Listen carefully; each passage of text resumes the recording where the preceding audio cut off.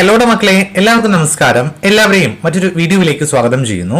ഇന്നത്തെ വീഡിയോയിൽ നമ്മൾ ഡിസ്കസ് ചെയ്യുന്നത് 7ാം ക്ലാസ്സിലെ കേരള പാഠാവലിയിലെ ഒരു ദിനാന്ത സഞ്ചാരം എന്നുള്ള പാഠഭാഗത്തിലെ ക്വസ്റ്റ്യൻ ആൻഡ് ആൻസേഴ്സ് ആണ്. വളരെ ഇമ്പോർട്ടൻ്റ് ആയിട്ട് നമ്മൾ കേരള പാഠാവലിയിൽ നൽകിയിട്ടുള്ള ചോദ്യങ്ങളുടെ ഉത്തരങ്ങളാണ് നമ്മൾ ഇന്ന് വിഷയകലനം ചെയ്യാൻ പോകുന്നത്. നേരെ വീഡിയോയിലേക്ക്. അപ്പോൾ വായിക്കാൻ പറയാമെന്നുള്ള ഭാഗത്തുള്ള ആദ്യത്തെ ചോദ്യം, കുന്ന് കണ്ണിന് കുളിരേകുന്നത് എങ്ങനെയാണ്? ഉത്തരം എന്നുള്ള രീതിയിൽ ഒരു മാതൃകയാണ് നൽകിയിട്ടുള്ളത്. എല്ലായ്പ്പോഴും ഇലകൾ നിറഞ്ഞു തിളങ്ങിയ വള്ളികളാൽ ചുറ്റി നിൽക്കുന്ന പച്ചക്കുന്നിന്റെ മനോഹരമായ കാഴ്ചയാണ് കണ്ണുകൾക്ക് കുളിരേകുന്നത്. രണ്ടാമത്തെ ചോദ്യം, കുന്നിന്റെ വിചിത്ര വർണ്ണം ലഭിക്കുന്നത് എപ്രകാരമാണ്? ഒരു ഉത്തര മാതൃക നോക്കാം. മരങ്ങളുടെ പച്ചിലകളിലും തളിരുകളിലും പൂക്കളിലും പുല്ലിലുമെല്ലാം സന്ധ്യാസമയത്തെ പോക്കുവയിൽ പതിക്കുമ്പോഴാണ് കുന്നിന് വിചിത്രമായ നിറം ലഭിക്കുന്നത്. മൂന്നാമത്തെ ചോദ്യം, ആഴി പോലെ കാണപ്പെടുന്നത് എന്താണ്?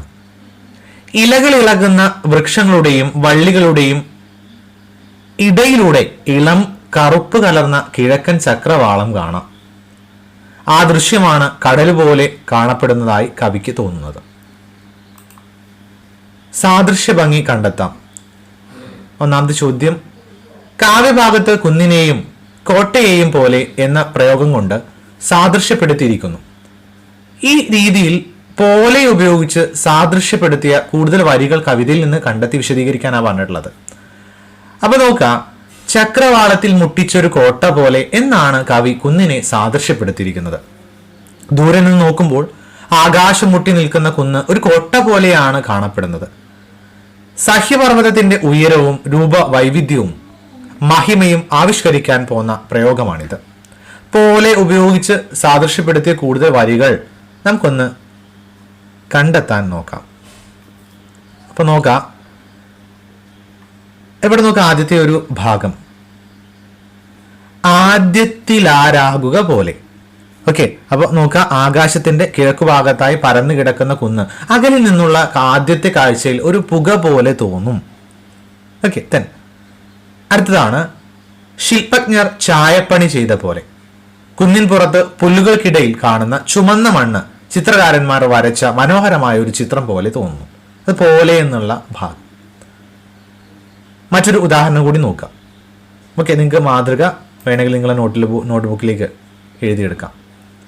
ഓക്കെ, അപ്പോൾ സാദൃശ്യപ്പെടുത്തുന്ന പോലെ ഉപയോഗിച്ചുള്ള കുറേ ഭാഗങ്ങൾ നമ്മുടെ പാഠഭാഗത്ത് കാണാനായിട്ട് സാധിക്കും.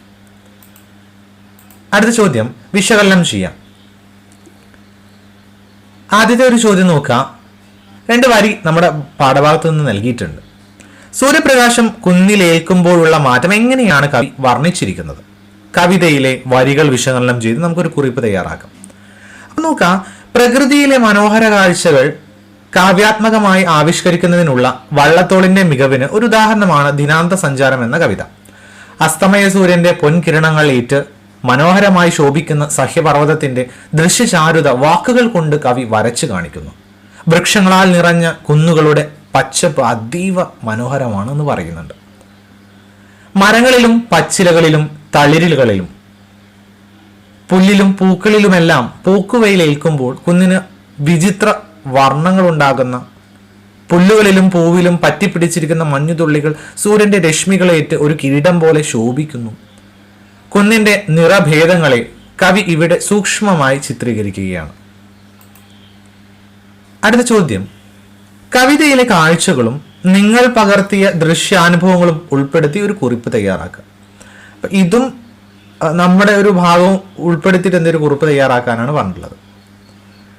മഹാകവി വള്ളത്തോൾ ദിനാന്ത സഞ്ചാരം എന്ന കവിതയിൽ വർണ്ണിക്കുന്നത് പോലെ തികച്ചും മായികമായൊരു അനുഭൂതിയാണ് അസ്തമയ സമയത്തെ മലനിരകൾ. അല്ലെ, അത് നമുക്ക് നമ്മുടെ ഉള്ളിൽ ഇങ്ങനെ എന്ത് ചെയ്യുന്നു, അതിങ്ങനെ തട്ടി നിൽക്കുന്നുണ്ട്. നമ്മുടെ ഒരു കാഴ്ചപ്പാടാണ് കേട്ടോ. കുന്നുകളുടെ ചിത്രങ്ങൾ പകർത്താൻ നേരിൽ പോയപ്പോൾ സൂര്യൻ അസ്തമിക്കാൻ ഒരുങ്ങുമ്പോൾ മലമടക്കുകളുടെ മുകളിലെ വൃക്ഷങ്ങൾ സൂര്യന്റെ അവസാന കിരണങ്ങളെ സ്വീകരിക്കുന്നു. നല്ല മനോഹരമായ കാഴ്ചയാണ്. ഇലകൾ സ്വർണ്ണ നിറത്തിൽ തിളങ്ങുന്നു. മരങ്ങളുടെ നിഴലുകൾ നീങ്ങി നീങ്ങി പോകുന്നു. മലഞ്ചെരുവുകളിൽ വൃക്ഷങ്ങൾ ഒരു ഇരുണ്ട പച്ച പരവതാനി വിരിക്കുന്നു. ഇലകൾക്കിടയിലൂടെ സൂര്യന്റെ കിരണങ്ങൾ ഒളിച്ചു കളിക്കുന്നു. നിറങ്ങൾ മാറി മാറി വരുന്നു. മഞ്ഞ, ഓറഞ്ച്, ചുവപ്പ്. ഓരോ നിറവും മലമുകളിലെ ഭൂപ്രകൃതിയെ ഒരു പുതിയ വെളിച്ചത്തിൽ കാണിക്കുന്നു. മരങ്ങൾക്കിടയിൽ ഇലകളെ തഴുകി കടന്നു പോകുന്നു. മരങ്ങളുടെ ഇലകൾക്കിടയിലൂടെ ആകാശം കാണാം. ചുവന്ന ആകാശത്തിൽ വെളുത്ത മേഘങ്ങൾ പതുക്കെ നീങ്ങുന്നതായിട്ട് നമുക്ക് കാണാൻ പറ്റും. മേഘങ്ങൾക്കിടയിലൂടെ വീഴുന്ന സൂര്യകിരണങ്ങൾ ഒരു മാന്ത്രിക വെളിച്ചം സൃഷ്ടിക്കുന്നു. ഇതൊക്കെ നമുക്ക് അനുഭവിക്കാൻ പറ്റുന്ന കാര്യങ്ങളാണ് കേട്ടോ.